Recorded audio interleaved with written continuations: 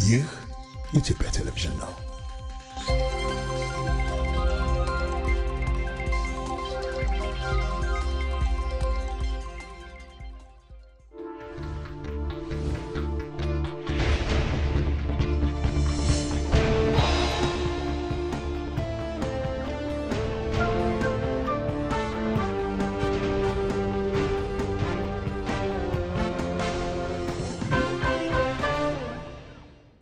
እንደምን አመሻችሁ ተመልካቾች፣ አንድ ሰዓት ሆኗል። ከኢትዮጵያ ቴሌቪዥን ሁለተኛው ምዕራፍ የኢቲቪ 57 ዜናዎችን ከዚህ እናቀርባለን። አርስተ ዜናው ላስቀድም።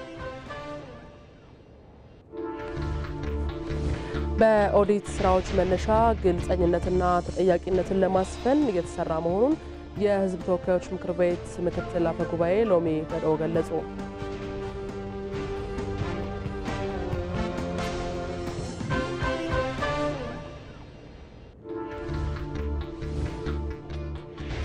በኦዲት ስራዎች መነሻ ግልጸኝነትና ተጠያቂነትን ለማስፈን እየተሰራ መሆኑን የሕዝብ ተወካዮች ምክር ቤት ምክትል አፈ ጉባኤ ሎሚ በድኦ ገለጹ።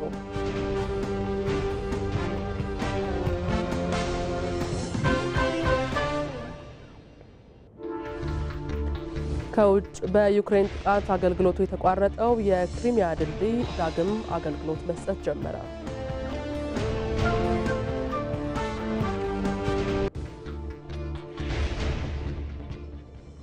ከዜናዎቹ ጋር መቅደላይ ደረጀ ነኝ። አብራችሁን ቆዩ። ጠቅላይ ሚኒስትር ኢትዮጵያዊነት ለርሱ ምንድነው? ሲደላን ጥቅም ስናገኝበት የምናዜመው የምናወድሰው፣ ሲከፋን ሳይመቸን ሲቀር ህልሞቻችን ሲጨነጋገፉ የምንተው የወረት ጉዳይ አይደለም። ዛሬ ላይ ሆነን ትናንትናችንን የምናይበት መነጽርስ የተስተካከለ ነው? ትናንትን ማየት የሚያስፈልገው ለፍርድ አይደለም። ትናንትን ማየት የሚያስፈልገው ለመማር።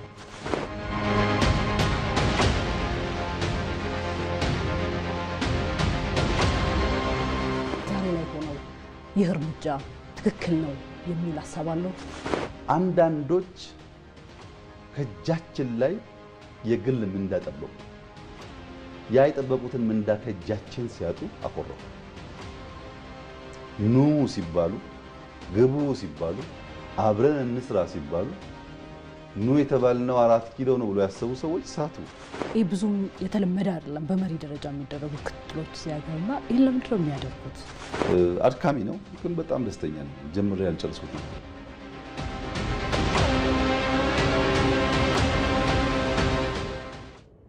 ተመልካቾች የምናስቀድመው ከሐዋሳ ስቱዲዮ የተዘጋጁ ዜናዎችን ይሆናል። በዚያ ደግሞ አልጋነሽ ተካ ትገኛለች። አልጋነሽ ዜናዎችን መቀጠል ትችላለሽ። አመሰግናለሁ መቅደላዊት። ጤና ይስጥልኝ፣ እንደምን አመሻችሁ የተከበራችሁ ተመልካቾቻችን። ለሮብ ምሽት ከሐዋሳ ኤቢሲ ስቱዲዮ የተዘጋጁ ዜናዎችን ወደ እናንተ አደርሳለሁ። አልጋነሽ ተካ ነኝ። አብራችሁን ቆዩ።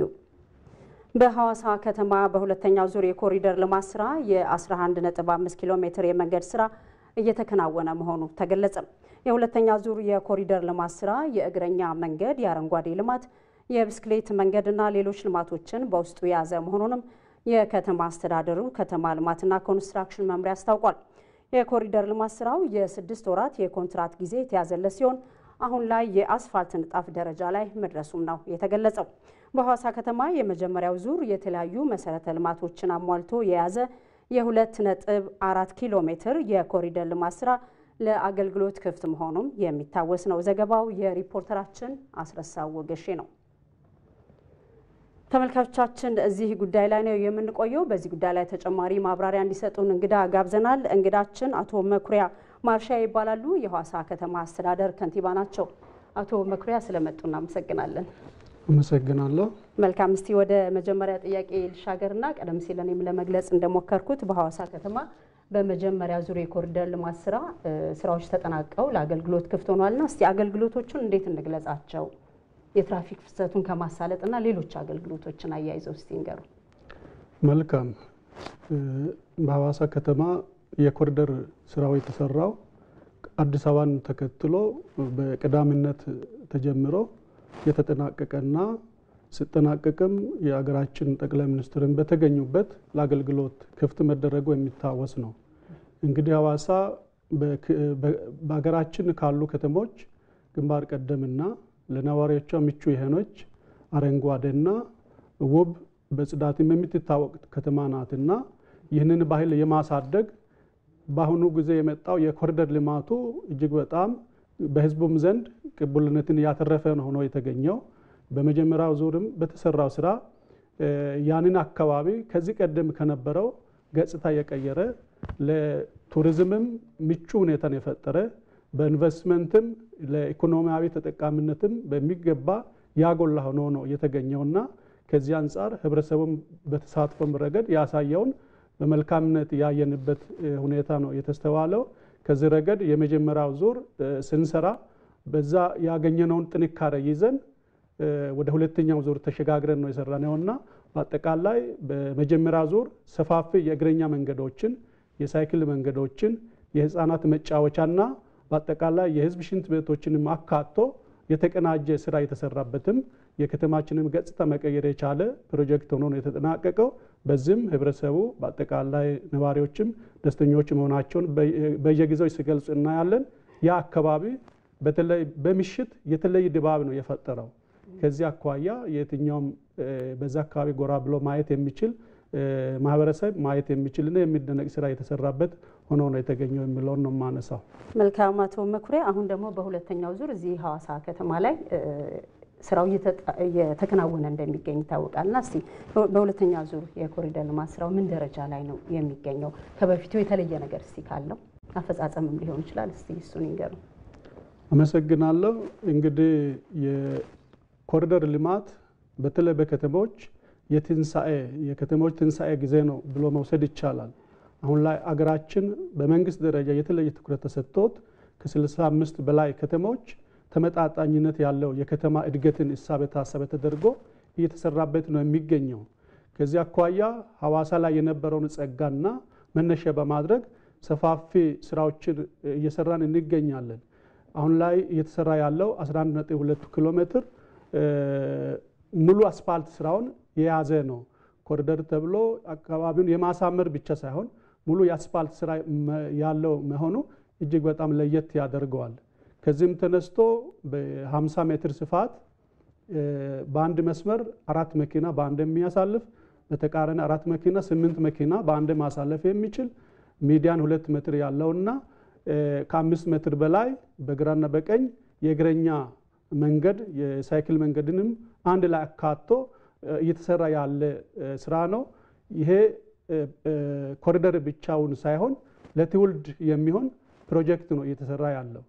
ይህ 11.2 በአሁኑ ወቅት የ6 ወር የመጀመሪያ ዙር ውል የተገባ ቢሆንም እንኳ ከስራው ክብደት አኳያ አሁን ተጨማሪ ጊዜ አስፈልጎታል። የአስፋልት ስራው አጠቃላይ ጊዜ የሚጠይቅ ከመሆኑ ጋር ተያይዞ በአሁኑ ወቅት ወደ አስፋልት ደረጃ የተሸጋገረ ቢሆንም 1 ወርና ተጨማሪ ጊዜ ከዛም 1 ወር ተኩል ጊዜ የሚያስፈልግ ሆኖ ተገኝቷል። በዚህ ደረጃ በስፋት እየተሰራ ነው የሚገኘው። ወደ 2.1 ቢሊዮን በጀት የተያዘለት ነው። ይህ ለብቻው ከዚህኛው ስራ ጎን ለጎን የሚሄደው ሐዋሳን የሚመጥን የመብራት ሲስተሞችንና የተቀናጁ ስራዎችንም እየሰራ ነው የምንገኘው። ከዚህ ረገድ ለትውልድ የሚሆን ፕሮጀክትም ጭምር እየተሰራ ያለ መሆኑ ነው። አሁን ላይ ኮንትራክተሩም ህዝቡም በንቃት ተሳትፎበት ይሄ ስራ ተጠናክሮ እየተሰራ ያለና አሁን ላይ አስፋልት ንጣፍ ላይ የደረሰ መሆኑን ነው የማነሳው።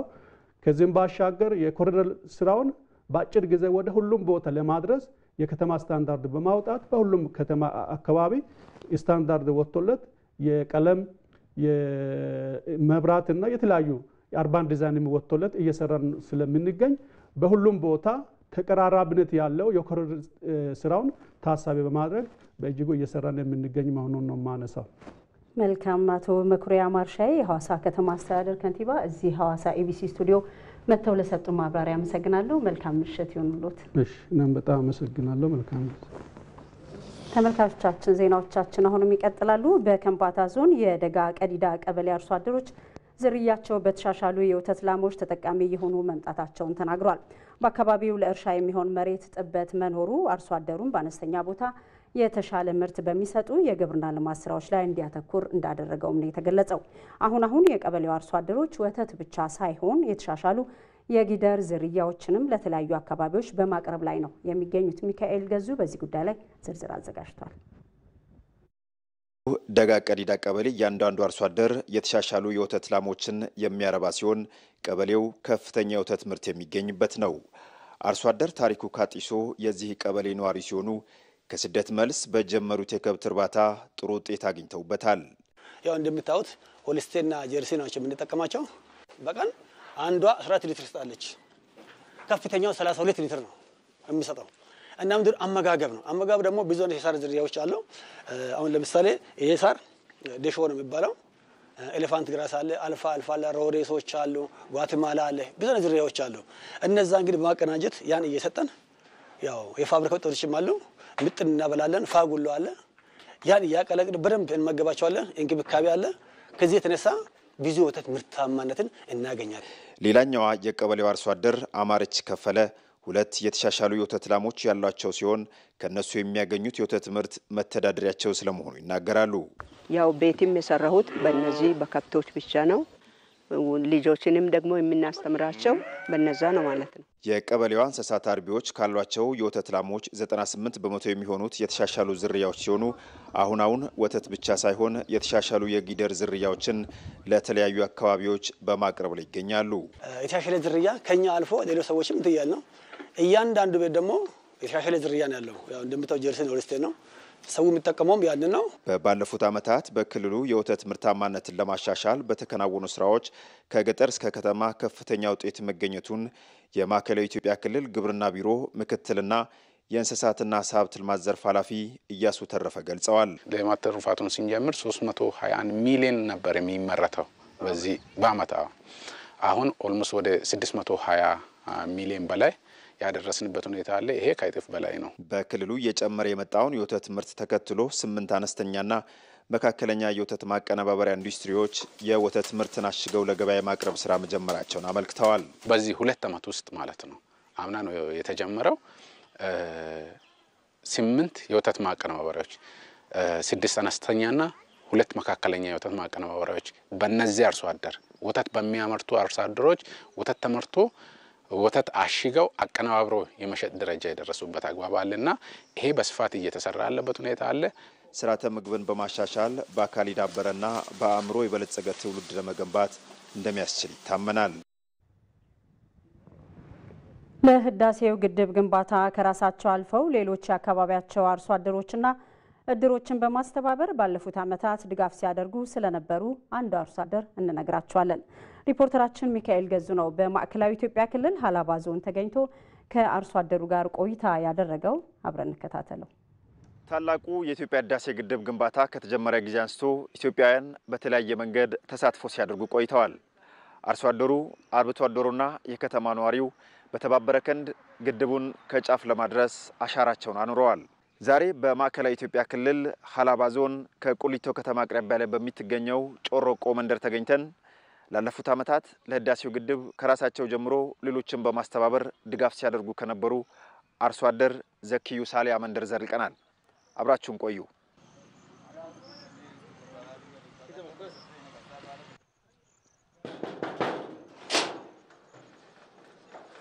ሰላም ለዚህ ቤት።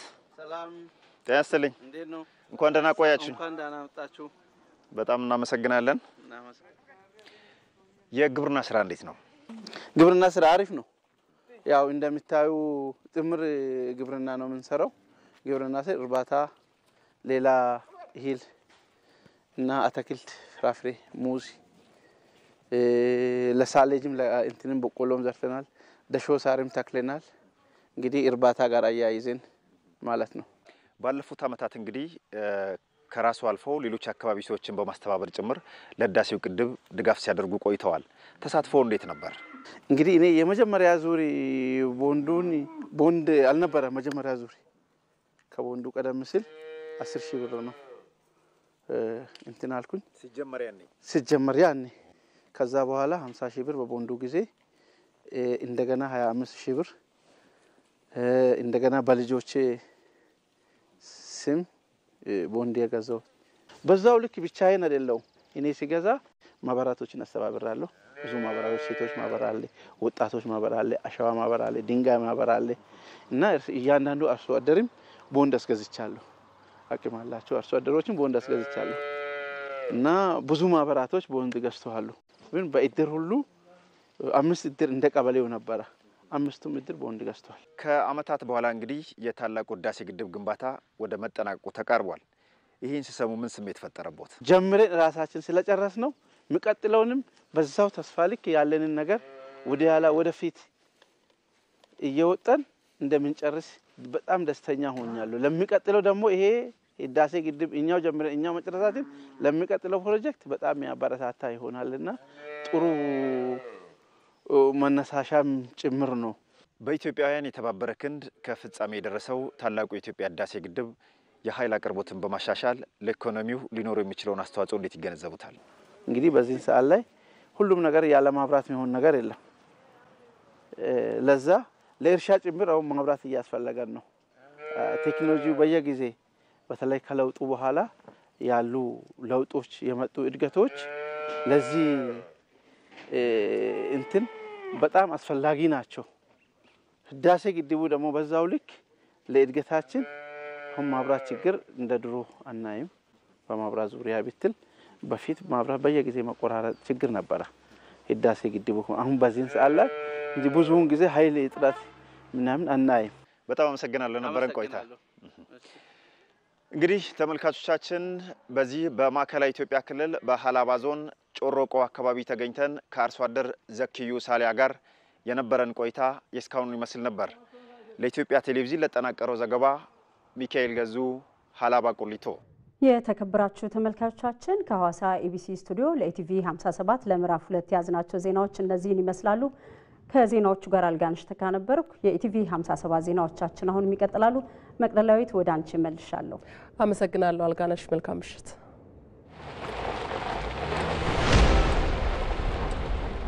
ዓለም ላይ የፈለኩት ሀገር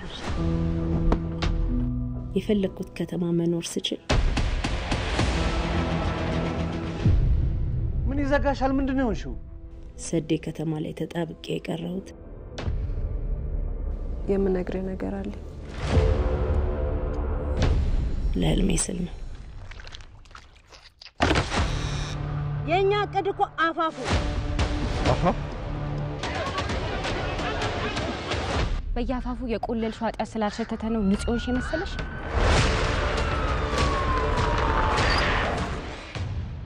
አፋፍ ከሰኞ እስከ አርብ ምሽት 3 ሰዓት ተኩል ላይ በኢቲቪ መዝናኛ። ተመልካቾች ቀሪ ዜናዎችን ደግሞ ከዚህ ከዋናው ስቱዲዮ እንቀጥላለን። በኦዲት ስራዎች መነሻ ግልጸኝነትና ተጠያቂነትን ለማስፈን እየተሰራ መሆኑን የህዝብ ተወካዮች ምክር ቤት ምክትል አፈ ጉባኤ ሎሚ በድኦ ገልጸዋል። 23ኛው የፌዴራል ዋና ኦዲተሮችና ባለድርሻ አካላት ዓመታዊ ጉባኤ በአርባ ምንጭ ከተማ ተካሂዷል። የህዝብ ተወካዮች ምክር ቤት ምክትል አፈ ጉባኤ ሎሚ በድኦ በየደረጃው ያሉ ህገወጥ አሰራሮችን ለማጋለጥና ተጠያቂነትን ለማስፈን የኦዲት ግኝት የላቀ ሚና እንዳለው ተናግረዋል። የኦዲት ግኝትን በአግባቡ በመተግበር ዜጎች ላይ የሚደርሰውን ጫና ለመቀነስ ለተፈጻሚነቱ ባለድርሻ አካላት በትጋት መስራት አለባቸውም ሲሉ አሳስበዋል። የሪፖርተራችን ተመስገን ተስፋዬ ዘገባ እንደሚያመላክተው የፌዴራል ዋና ኦዲተር መሰረት ዳምጤ በበኩላቸው እየተከናወኑ ያሉ የኦዲት ስራዎች የህዝብና የመንግስት ሀብት ከብክነት ከመጠበቅ ባሻገር አጥፊዎችን ስለሚያጋልጡ ለውጤታማነታቸው በቅንጅት እየተሰራ መሆኑንም አመላክተዋል። የኢትዮጵያ ባህር ትራንስፖርትና ሎጂስቲክስ አገልግሎት ድርጅት በ2017 ዓ.ም ብቻ የተለያዩ ሰው ተኮር ፕሮጀክቶችን ሰርቶ ለማህበረሰቡ ማስረከቡን ዋና ስራ አስፈጻሚው ዶክተር በሪሶ አመሎ ተናግረዋል። ስራ አስፈጻሚው ይህን ያሉት በጅማ ከተማ ለ11 አቅመ ደካሞች የመኖሪያ ቤት ገንብተው ለተጠቃሚዎች ባስተላለፉበት ወቅት ነው። ተቋሙ ባለፉት ዓመታት የመንግስትን ጥሪ በመቀበል በርካታ ፕሮጀክቶች ላይ በመሳተፍ ማህበራዊ ኃላፊነቱን በመወጣት ላይ መሆኑን ዶክተር በሪሶ አመሎ ተናግረዋል።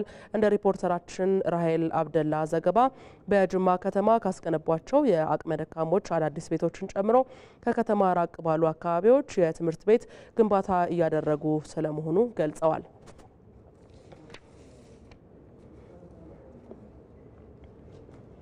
ከውጭ በዩክሬን ጥቃት አገልግሎቱ የተቋረጠው የክሪሚያ ድልድይ ዳግም አገልግሎት መስጠት ጀምሯል። ከቀናት በፊት ከዩክሬን በሩሲያ ላይ የጦር አውሮፕላኖች ላይ ያደረሰችውን ጥቃት ተከትሎ ለሁለቱም ሀገራት ቁልፍ የአቅርቦት መስመር በሆነው የክሪሚያ ድልድይ ላይ ጉዳት ደርሶ ነበረ። ተመልካቾች አሁን ደግሞ ለኢቲቪ 57 የተዘጋጁ የቢዝነስ መረጃዎችን የምንከታተልበት ሰዓት ነው። ለዚህ ደግሞ ብሩክታይት አስራት እዚህ ትገኛለች።